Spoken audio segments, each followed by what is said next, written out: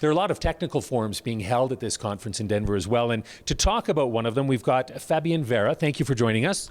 Thank you so much. So you were one of the presenters today. Tell us about your topic. Well, my topic was about diagnosing pressure-dependent permeability using shale gas and shale pressure transient and production analysis.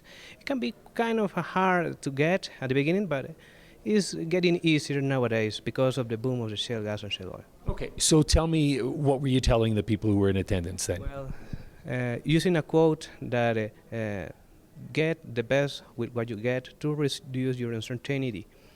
We use early and late responses from the reservoir so you can characterize and get a better long-term performance, which actually helps a lot when you want to do forecast for production, which is actually the things that are moving the industry to see which are the most exciting areas to invest.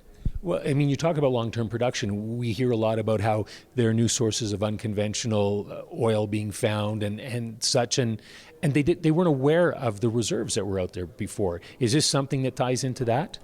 In a certain way, yes, because most people love to forecast and shoot the numbers, but the problem is if you don't understand the physics, if you don't understand the behavior, most likely you will be very inaccurate. One of the techniques that we just discussed on my topic and also on all my colleagues yesterday and also tomorrow is about to get and capture even more what happens down there so you can be more pleased here in the surface. Okay. Do you find you're relatively new to the oil industry? A lot of the people that we've had a chance to speak with have been in it for years, perhaps even decades. When you look at it, does it seem like they talk about how it's moving quickly when it comes to technology. Do you feel it's moving quickly? Absolutely. And that's the thing I want to be very emphatic. When we talk about technical disciplines, people who came out with masters or PhDs think they can know a lot.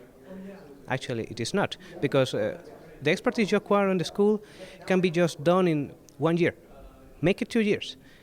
Is the techniques that you learn, the way you study and also you experiment, that can be applied in your life, that can keep you with a state of art of mind all the way.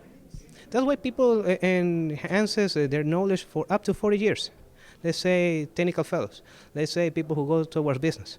It's because they began to learn by life, daily basis, step by step, every day.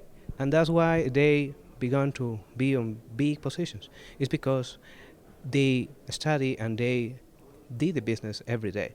I remember, and I want to quote one of my professors right there in Texas A&M, Stephen Holditch.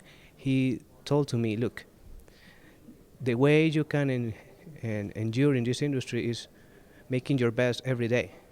And he's a very big guy right now, retired, and giving advice to a lot of companies. That is, of course, great advice for anybody, no matter what they do. I absolutely agree. It's not in this industry, but in any other industry. That will be the best way to share knowledge. Yes. Fabian, thank you very much. Thanks to you. Okay. That's Fabian Vera right here on Can I Media.